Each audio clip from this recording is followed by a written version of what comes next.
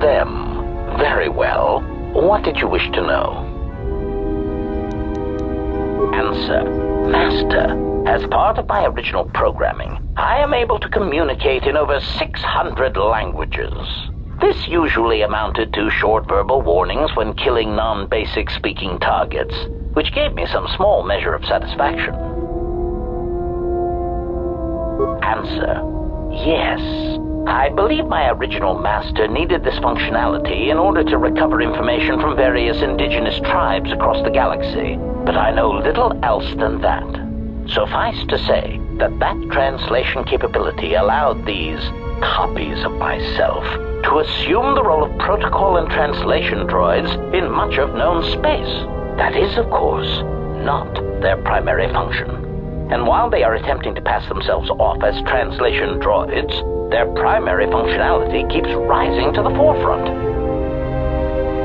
Recitation. For example, on Revan Prime, the simple transferring of Elzing syntax for friendship changes its meaning and implies that one's broodmate was actually impregnated by their own host.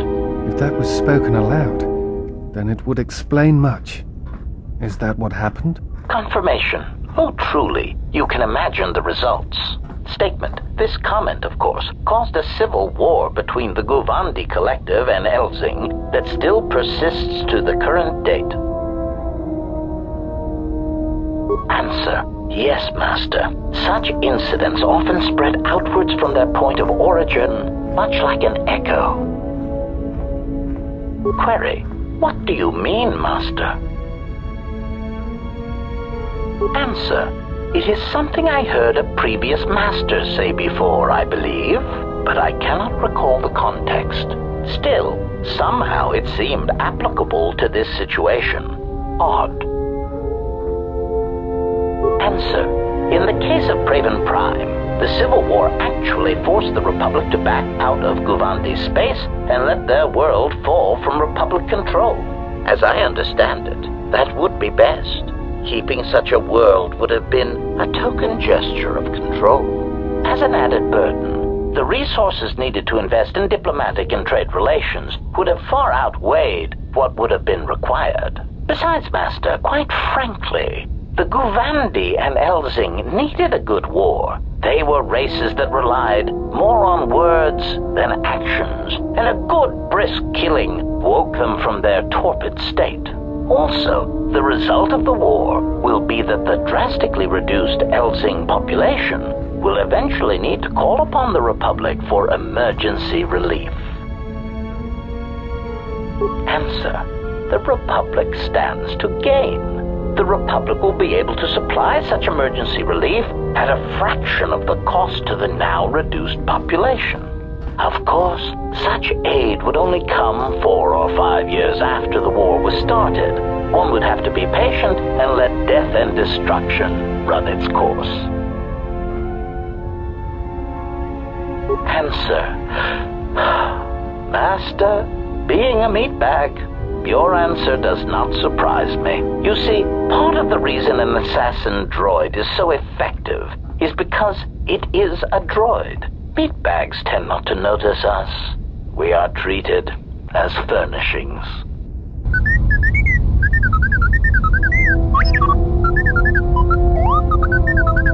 Statement. Oh, do shut up, you beeping little trash compactor. Anyway, as I was saying, droids tend to blend into the background, like a bench or a card table. Mockery. Droid, fetch this. Droid, translate that. Droid, clean out the trash compactor.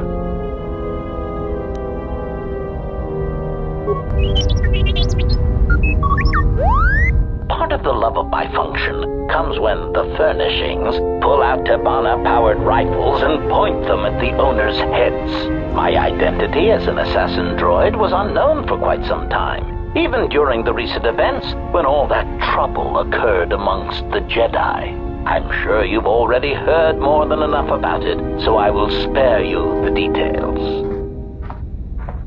Statement. This story may be somewhat unfamiliar to you, if not to history, so bear with me. There is a faction of meatbags called the Sith. They want what any rational meatbag would want: the power to assassinate anyone they choose at any time. In a startling turn of events, the Sith declared war on the Republic. The Republic wasn't going to stand for it, so they went to war right back. Answer: oh, who knows, Master? It is evident that the Sith would very much like to assassinate all the Jedi, which is somewhat the equivalent of cultural suicide, since some Sith are Jedi or were Jedi. It is much like the circumstance I find myself in now. How do you kill such an integral part of yourself over such ethical differences? The answer, of course, is that you keep firing until all dissension has been eradicated.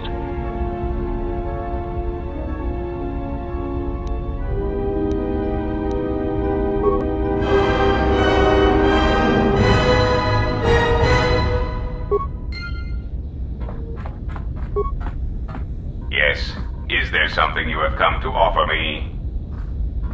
The fact we are even having a conversation is gratitude. Usually, my conversations do not have the give and take that our current interaction does.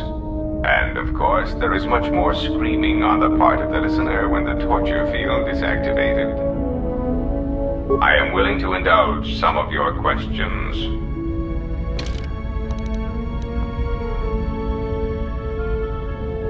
A common misconception not supported by facts. Revan did not intend to destroy the Republic. He deliberately left the infrastructure of many planets intact, and many military production facilities.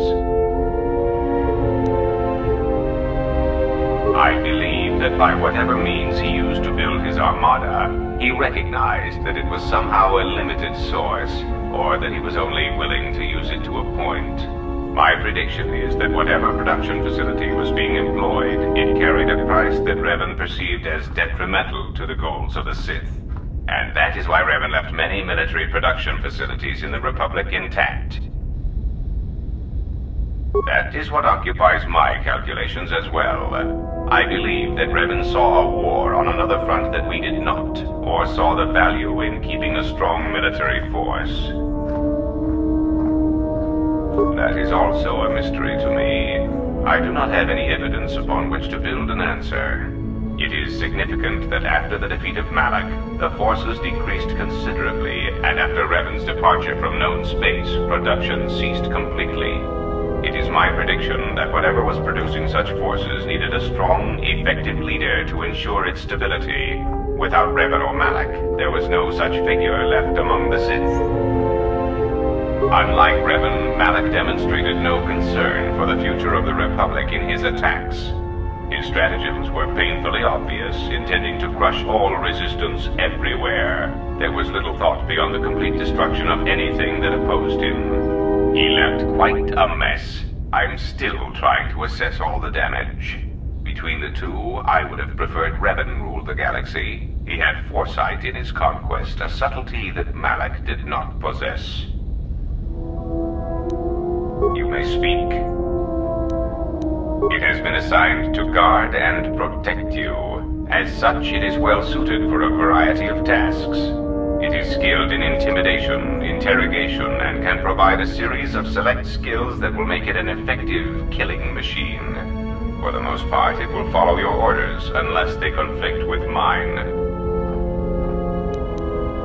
This unit comes with a droid scrambler that you may use against mechanized opponents to randomize their defensive and offensive protocols.